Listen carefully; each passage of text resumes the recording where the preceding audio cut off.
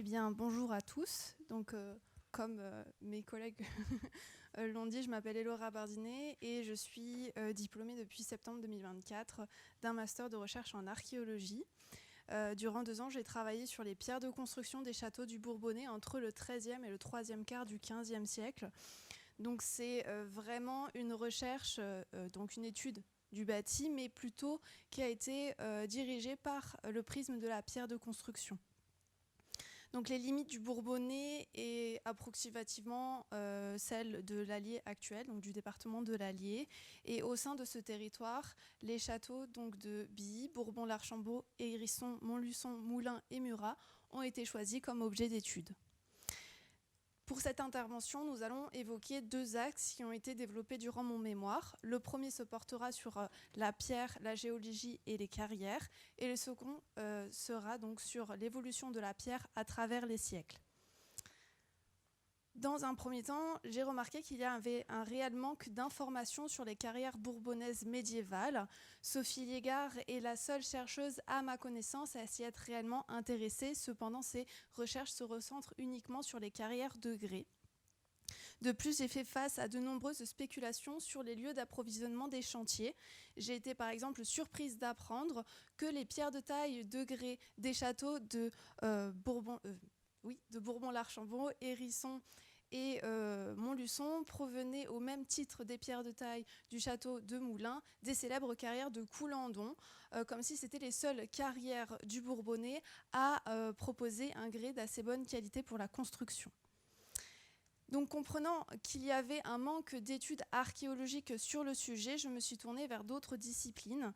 La première étude a été d'analyser les cartes géologiques du territoire. Le Bourbonnais est composé donc de sols géologiques hétérogènes, autant magmatiques, métamorphiques que sédimentaires. Ainsi, tous les châteaux sont élevés sur des sols de nature minérale différente. Pour faire rapidement un petit tour de ces secteurs, le château de Billy est sur un secteur géologique principalement fait de calcaire, celui de Bourbon-l'Archambault de grès et de granit, celui de Hérisson et celui de Murat sont sur un secteur de roches plutôt métamorphiques et granitiques et sédimentaires. Celui de Moulins est plutôt sur un secteur sédimentaire autant gréseux que calcaire. Et enfin, Montluçon est sur un secteur de granit et d'alluvion.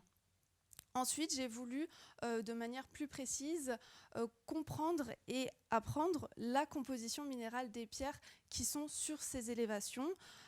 Pour énumérer rapidement, le château de Billy est fait principalement de calcaire, celui de Bourbon-l'Archambault de grès et de locogranite, celui de Hérisson de roches sidérolithiques et de grès, celui de Moulins de grès et de calcaire, celui de Montluçon de pierres diverses, et enfin celui de Murat est fait de granit, de migmatite, de grès et de roches sidérolithiques.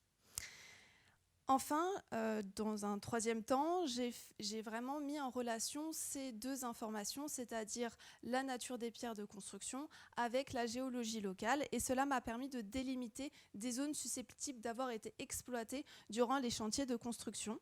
Pour avoir la localisation plus précise des carrières, des anciennes carrières, j'ai tenté de discerner sur des cartes satellites du XXe et XXIe siècle des indices laissés par ces secteurs miniers à l'abandon.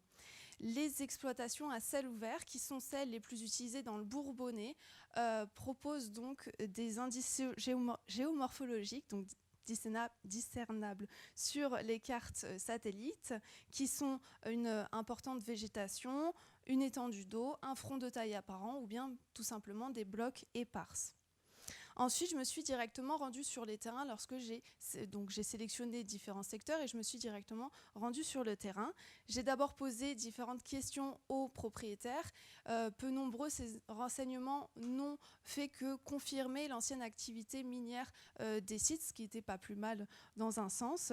Et ensuite, j'ai tout simplement pris des photographies de l'exploitation et j'ai également récupéré quelques échantillons des carrières, des échantillons lithiques.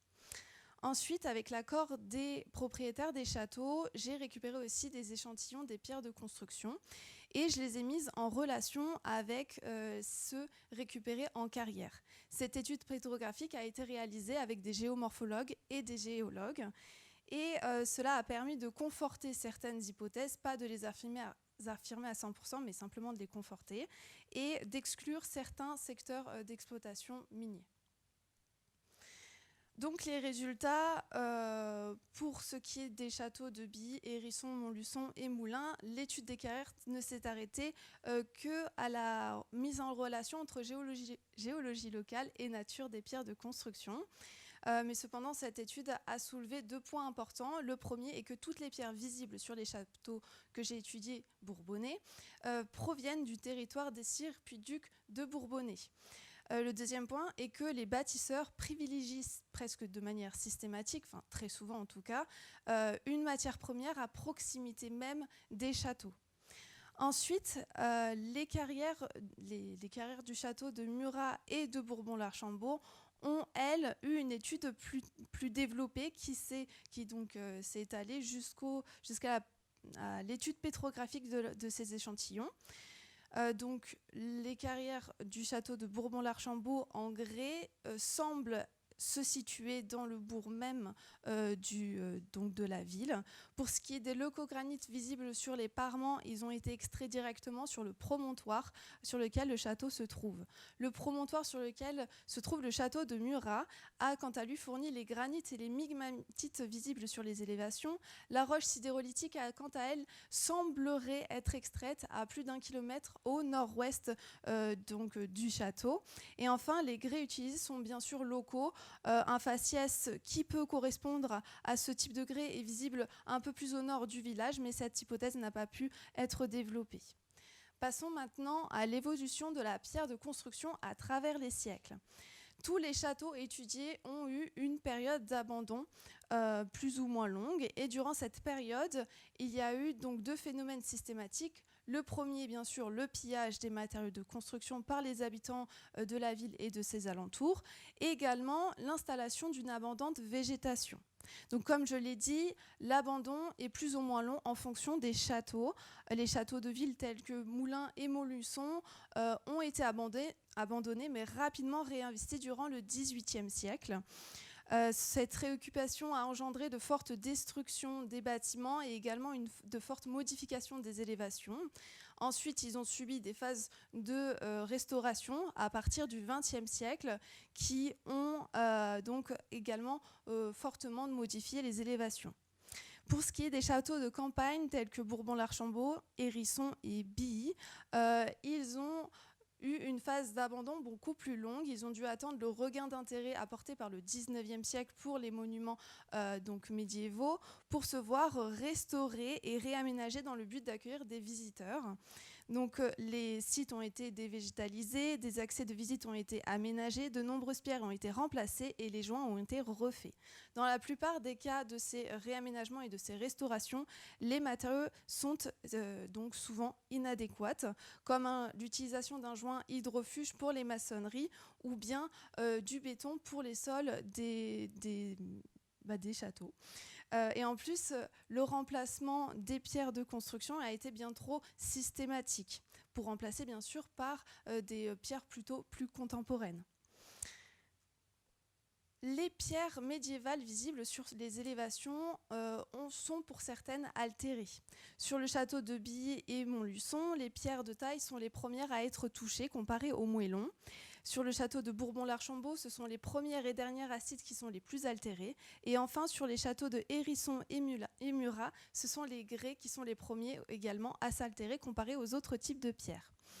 La détermination de la localisation des pierres altérées sur les élévations bourbonnaises a permis de comprendre les causes principales liées à ces altérations. Elles sont au nombre de 4. La première est l'intervention humaine qui aggrave les effets néfastes des agents d'altération naturels tels que l'eau, le vent et le soleil.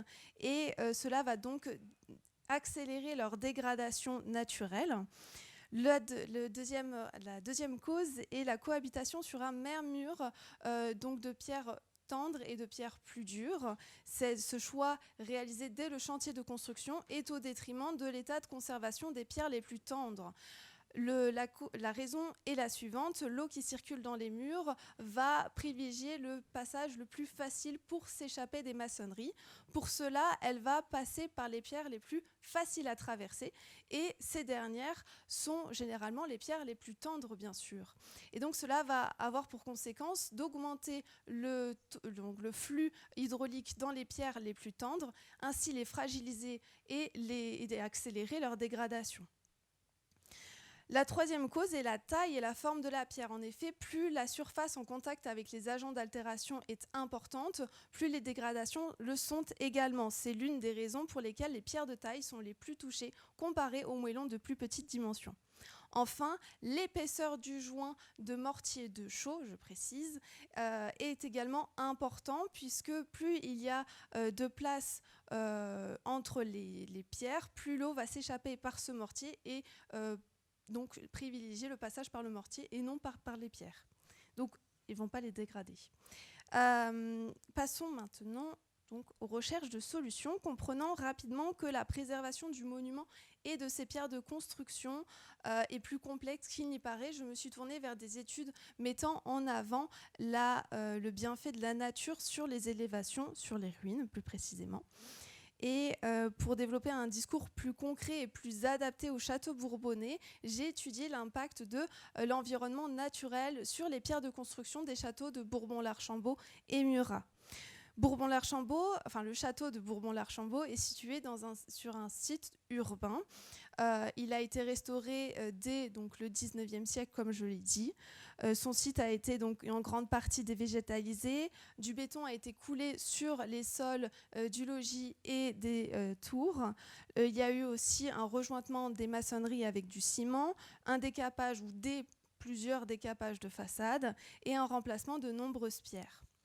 D'après les relevés de température réalisés sur le château, les élévations sont à la merci des changements climatiques. Les murs ensoleillés sont plus chauds que l'air ambiant et dès que l'ombre s'installe, la température chute radicalement.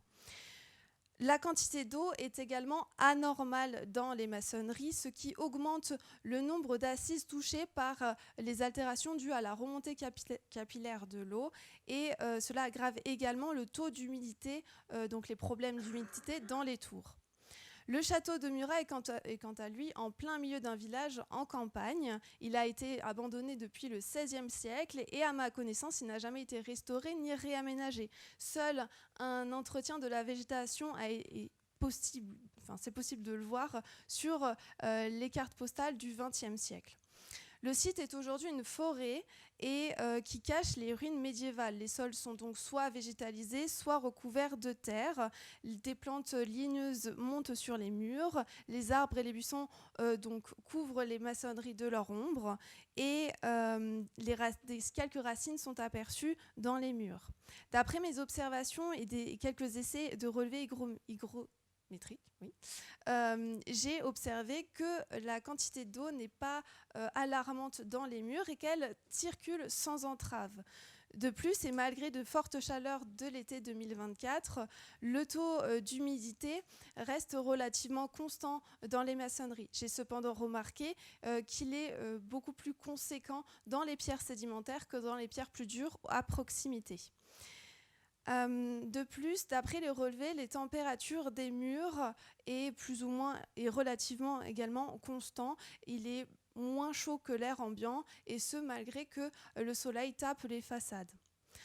En somme, la comparaison entre l'état de conservation de ces deux châteaux a permis de comprendre quelques faits. Le premier est qu'un site castral végétalisé est plus apte à protéger les élévations ainsi que leurs pierres de construction et à ralentir leur dégradation naturelle.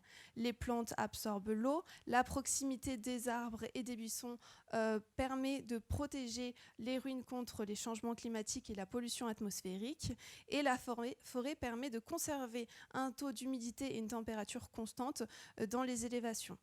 Dénué de cette protection, le mur boit trop d'eau, donc il y a une trop grande quantité d'eau dans les maçonneries. Le vent et le soleil dégradent considérablement les pierres qui, sans protection végétale ni biologique, se dégradent et font devant nos yeux.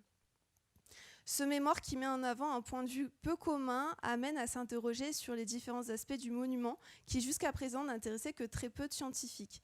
Et pourtant, l'étude de la pierre de construction apporte de nouvelles perspectives permettant de mieux comprendre la construction d'un château et les choix réalisés avec les contraintes du secteur, mais aussi de mieux appréhender l'évolution du monument pour tenter au maximum de ralentir sa dégradation naturelle.